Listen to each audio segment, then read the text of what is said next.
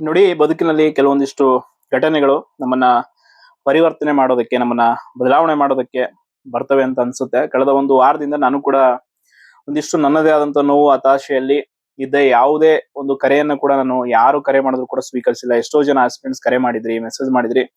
ದಯವಿಟ್ಟು ಕ್ಷಮೆ ಇರ್ಲಿ. ಮತ್ತೊಮ್ಮೆ ಆ ಆ, ನಿಮ್ಗಾಗಿ ನೀವೆಲ್ಲ ಪಾಪ ಅಷ್ಟು ಕಷ್ಟಪಟ್ಟು ಮೆಸೇಜ್ ಮಾಡಿ ಅಷ್ಟೆಲ್ಲ ಹೇಳ್ತಾ ಇದ್ರಿ, ಯಾಕೆ ಸರ್ ಏನು ಒಂದು ವಿಡಿಯೋ ಮಾಡ್ತಾ ಇಲ್ಲ, ಒಂದು ಮಾಹಿತಿ ಕೊಡ್ತಾ ಇಲ್ಲ ಅಂತೇಳಿ.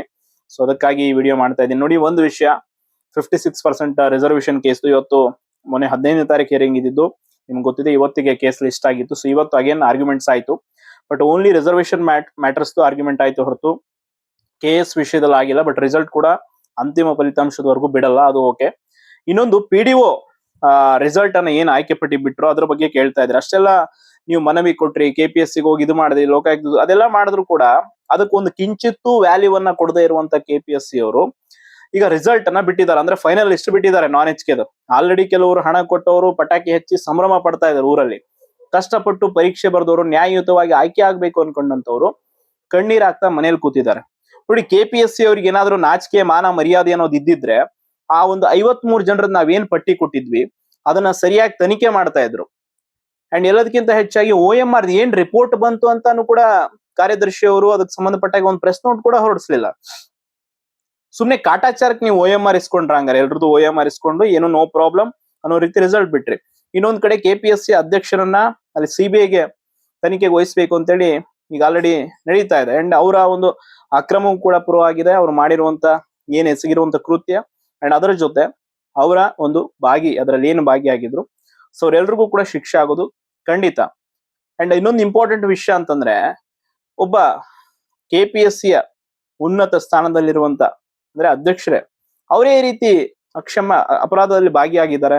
ತಮ್ಮ ಮಗಳಿಗೆ ಹುದ್ದೆ ಕೊಡ್ಸೋಕೋಸ್ಕರ ನಕಲಿ ಸರ್ಟಿಫಿಕೇಟ್ ಅನ್ನ ಇನ್ಕಮ್ ಸರ್ಟಿಫಿಕೇಟ್, ಇನ್ನು ಎಷ್ಟೋ ಜನ ಇದಾರೆ ನಕಲಿ ಸರ್ಟಿಫಿಕೇಟ್ ಅವ್ರು. ಈಗ PDOದಲ್ಲೂ PH ಕ್ಯಾಂಡಿಡೇಟ್ ಒಬ್ಬ ಇದ್ದಾನೆ, KS ಅಲ್ಲೂ ಇದ್ದಾರೆ. ಮತ್ತೆ ಇಂಥವ್ರಿಗೆಲ್ಲ ಶಿಕ್ಷೆನೇ ಇಲ್ವಾ? ಹಂಗಾದ್ರೆ ಏನ್ ಮಾಡೋದಕ್ಕೆ ಹೊರಟಿದೆ? ಈ ವ್ಯವಸ್ಥೆ ಬಗ್ಗೆ ಎಷ್ಟು ಅಸೂಯೆ ಹುಟ್ಟು ಬಿಟ್ಟಿದೆ ಅಂತಂದ್ರೆ, ಏನ್ ಯಾವ ರೀತಿಯಾದಂತ ಪರಿಸ್ಥಿತಿಯನ್ನು ತಂದು ನಿಲ್ಸಿದಾರೆ ಅಂತಂದ್ರೆ, ಯಾವ್ದ್ರ ವಿರುದ್ಧನೂ ಧ್ವನಿ ಎತ್ತಂಗಿಲ್ಲ, ಯಾವ್ದ್ರ ಬಗ್ಗೆನೂ ಮಾತಾಡಂಗಿಲ್ಲ. ನಾವೇನ್ ಮಾಡ್ತೀವೋ ಏನ್ ಹೇಳ್ತೀವೋ ಅದೇ ವೇದವಾಕ್ಯ ಅನ್ನೋದಾದ್ರೆ, ಯಾಕೆ ನಾವು ಅಕ್ರಮದ ವಿರುದ್ಧ ನಿಮಗ್ ಪ್ರಶ್ನೆ ಮಾಡಿ ನಿಮಗ್ ಬಂದು ದಾಖಲೆಗಳನ್ನ ಕೊಡಬೇಕು? ಯಾಕೆ ನಾವು ಕೆಲವೊಂದು ಎವಿಡೆನ್ಸಸ್ ಅನ್ನ ಕೊಡ್ಬೇಕು? ಏನಿದೆ ಅದರಿಂದ? ಗ್ರೂಪ್ ಇದು ಕೂಡ ಅಷ್ಟೇ, ಬಹಳಷ್ಟು ಆಡಿಯೋಗಳು ಲಭ್ಯ ಆಯ್ತು, ಅದನ್ನೆಲ್ಲ ಕೊಟ್ಟು ಏನು ಅದಕ್ಕೆ ಯಾವ್ದು ಸರಿಯಾದ ತನಿಖೆ ಇಲ್ಲ ಅಂತಂದ್ರೆ ಏನಕ್ ಬೇಕು? ಮತ್ತ ಹಂಗಾರೆ ಯಾಕೆ ನೀವು OMR ಅನ್ನೋ ವಿಷಯದಲ್ಲಿ ನಾವು ತನಿಖೆ ಮಾಡಿಸ್ತೀವಿ, ಅದು ಮಾಡ್ತೀವಿ ಅಂತ ಹೇಳಿದ್ದು? ಇನ್ನೊಂದ್ ಕಡೆ ನೋಟಿಫಿಕೇಶನ್ ಕೂಡ ಮಾಡಕ್ ಆಗ್ತಿಲ್ಲ ನಿಮ್ ಕಡೆಯಿಂದ. ದಯವಿಟ್ಟು ಯಾವ್ದು ಮಾಡೋದೇ ಬೇಡ ನೀವು. ಎಲ್ರು ಅಲ್ಲಿ ಇರೋರೆಲ್ಲ ಮನೆಗೆ ಹೋದ್ಮೇಲೆ ಹೊಸದಾಗಿ ಎಲ್ಲ ಅಧಿಕಾರಿಗಳನ್ನ ತಂದು ನೀವು ನೇಮಕಾತಿ ಮಾಡಿ. ಅಂಡ್ ಇವತ್ತು ಕೂಡ ಅಷ್ಟೇ ರಿಸರ್ವೇಶನ್ ಕೇಸ್ ಇಶ್ಯೂ ಕೋರ್ಟ್ ಅಲ್ಲಿ ನಡೀತಾ ಇದೆ.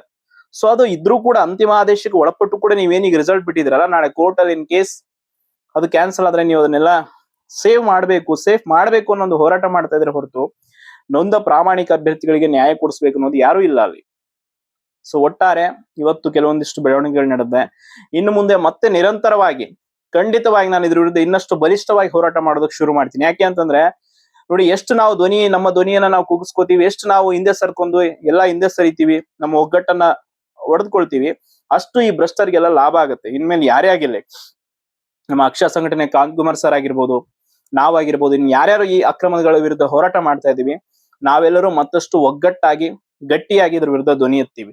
ಎಲ್ರು ಕೂಡ ನಾವು ನಮ್ಮ ಏನ್ ಒಗ್ಗಟ್ಟಿದೆ ಅದನ್ನ ಈ ಒಂದು ಭ್ರಷ್ಟರ ವಿರುದ್ಧ, ಇವ್ರ ವಿರುದ್ಧ ನಾವು ಒಗ್ಗಟ್ಟಾಗಿ ನಿಂತ್ಕೊಂಡ್ರೆ ಯಾರೇನು ಮಾಡಕ್ಕಾಗಲ್ಲ. ನಮ್ಮಲ್ಲಿ ಕೆಲವೊಂದಿಷ್ಟು ಭಿನ್ನಾಭಿಪ್ರಾಯಗಳಿತ್ತು, ಸೊ ಅದೆಲ್ಲವನ್ನ ಸರಿಪಡಿಸ್ಕೊಳ್ತೀವಿ. ಯಾಕೆಂತಂದ್ರೆ ನನಗನ್ಸಿದ್ದು ಇಷ್ಟೇ, ನಮ್ಮಲ್ಲೇ ನಾವು ಒಗ್ಗಟ್ಟಿಲ್ಲ ಅಂತಂದ್ರೆ ನಮ್ಮನ್ನ ಯಾರು ಬೇಕಾದ್ರೂ ರೂಲ್ ಮಾಡ್ಬೋದು. ಬ್ರಿಟಿಷರ ಏನು ಒಡೆದ ಹಾಳೋ ನೀತಿ ಮಾಡಿದ್ರಲ್ಲ, ಹಂಗೆ ನಮ್ಮಲ್ಲೂ ನಮ್ಮನ್ನೆಲ್ಲ ಡಿವೈಡ್ ಮಾಡಿ ತಮಗೆ ಏನ್ ಬೇಕೋ ಅದನ್ನ ಮಾಡ್ತಾ ಇದಾರೆ. ನಾವೆಲ್ಲ ಒಗ್ಗಟ್ಟಾಗಿ ನಿಂತ್ಕೊಂಡಿದ್ದಕ್ಕೆ ಅವತ್ತು KS ಮರುಪರೀಕ್ಷೆ ಆಯ್ತು ಮೊದಲ ಬಾರಿಗೆ.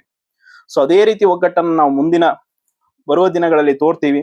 ಅಡಿ ಅಕ್ರಮಗಳ ವಿರುದ್ಧ ಹೋರಾಟ ಮಾಡ್ತೀವಿ ಅಂತ ಹೇಳ್ತಾ ಧನ್ಯವಾದಗಳು.